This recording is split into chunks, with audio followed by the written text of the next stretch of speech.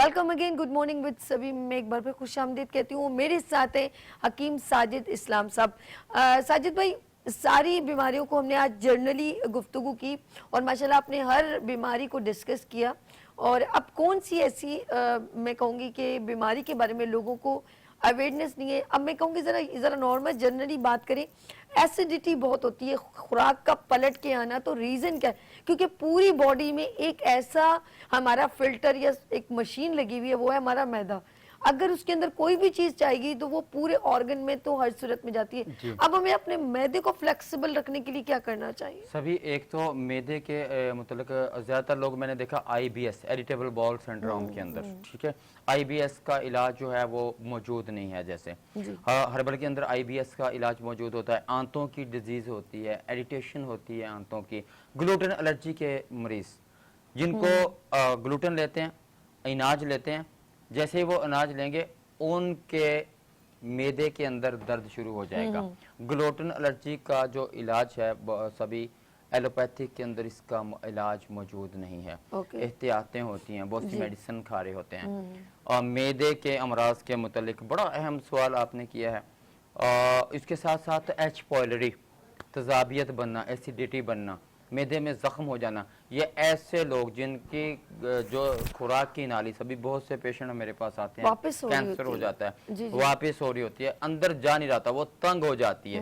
ठीक है, हमारी खुराक की नाली जो है वो तंग हो जाती है और इसका इलाज मौजूद है। इवन के कैंसर तक होता है। बाज़ पेशेंट के जो है बैलून जो है वो डालना पड़ता है मैदे के मुंह के ऊपर, फहम मैदा हम इसको बोलते हैं।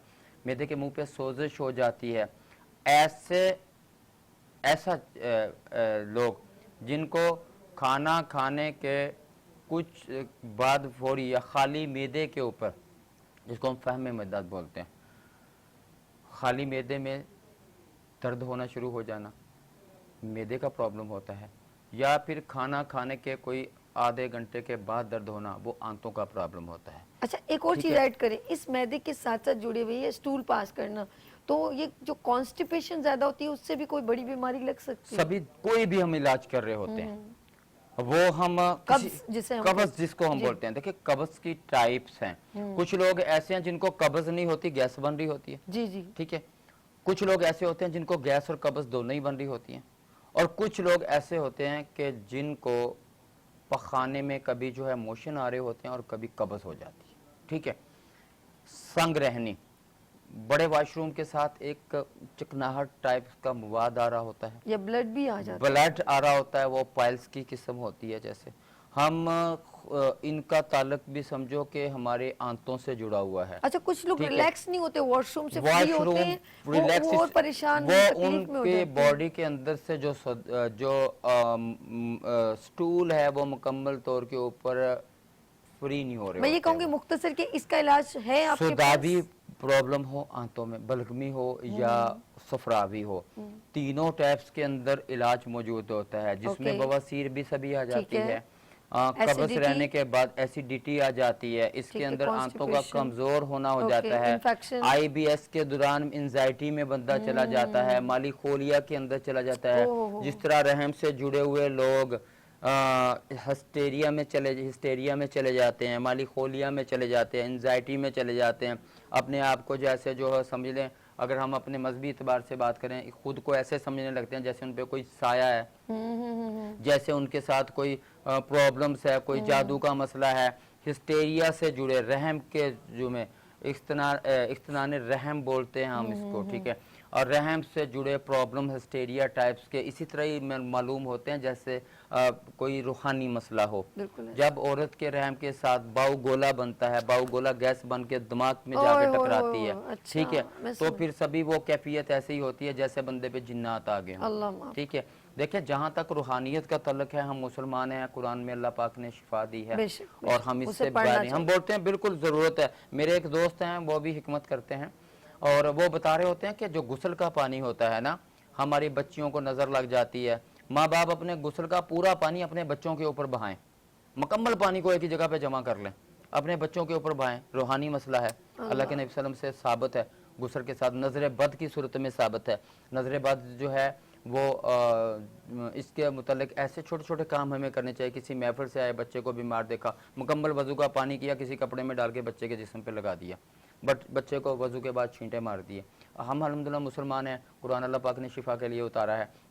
इसके साथ जो मेडिकल के प्रॉब्लम मैं बता रहा हूँ ना, जिनको हम अक्सर जोड़ रहे होते हैं कि भाई ये पता नहीं कोई जिन्नात हो गए, ये हो गए, हकीकत में वो मसले जैसे देखें एपिलेप्सी है ना, हम मिर्गी का इलाज कर रहे होते हैं।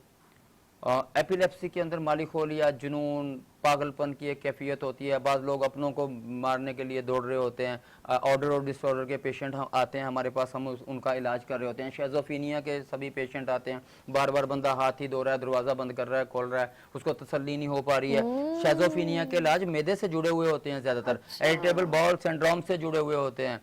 तो मैं बता रहा हूँ कि एक वो बेदे का जो पेशेंट होता है, सभी आप किसी बस में सफ़र कर रहे हैं, आप किसी चौराहे पे खड़े हुए हैं, आप घर पे बैठे हुए हैं, आपने अगर बोल दिया ना मेरे मैदे को मसला है, मैदे का मसला 10 बंदों में भी बैठा होगा, मेरे मसला तो मेरे साथ भी है भाई, 1 मिनट के अंदर ही वो बोलेगा। अच्छा, मैं कहूंगी इसको 3 मिनट सम अप करें कि कौन सारी बीमारियों का ट्रीट करते, अपना टाइम बताएं, आप हमारे क्लिनिक के अंदर जी अल्लाह तबारक व तआला ने मौत का इलाज नहीं उतारा, ठीक है, सही बात। हमारे मरकज़, हमारे मतलब हकीम साजिद के अंदर डेंजर किस्म की उन मुज़ी बीमारियों का इलाज हम कर रहे होते हैं जिनका इलाज एलोपैथिक में नामुमकिन करार दे दिया गया है।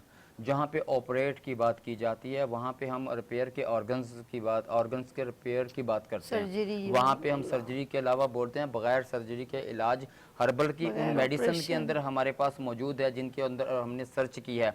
वो शुगर हो, वो पित्ते की पथरी हो, वो अमराज़े कल्ब क्यों ना हो, जिनको ऑपरेशन का उनका आप इलाज करते हैं, हाँ जी, वो पाइल्स क्यों ना हो, वो खूनिया हो, वो बादी क्यों ना हो, वो बगंदर क्यों ना हो, फेस्टूला का इलाज सभी इतना बेहतरीन माशाल्लाह हर्बल के अंदर इलाज है फेस्टूला।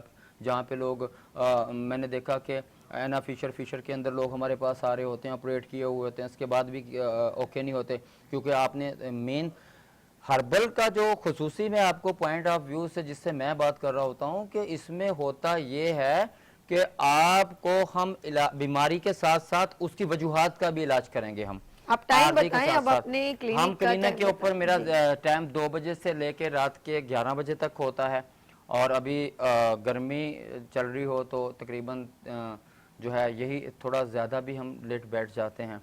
और आप हमारे क्लिनिक के ऊपर आना चाहें या पूरे पाकिस्तान से कहीं पे से भी मेडिसिन ऑफ नहीं है सभी मेरे पास। अच्छा, अल्हम्दुलिल्लाह डेली है, संडे को भी लोग आ सकते हैं, संडे को भी मैं होता हूँ, जुमे वाले दिन भी अल्हम्दुलिल्लाह होता हूँ, जुमे की नमाज के बाद। और मेरा नॉर्मल टाइम जो है 2 से 3 बजे के टाइम में पहुंच जाता हूँ अपने क्लिनिक के ऊपर और रात तक होता हूँ। और इसके अलावा जो कॉल्स करने का जो मेरा सिलसिला है वो सुबह 11 बजे से शुरू हो जाता है, 10 बजे से 11 बजे तक।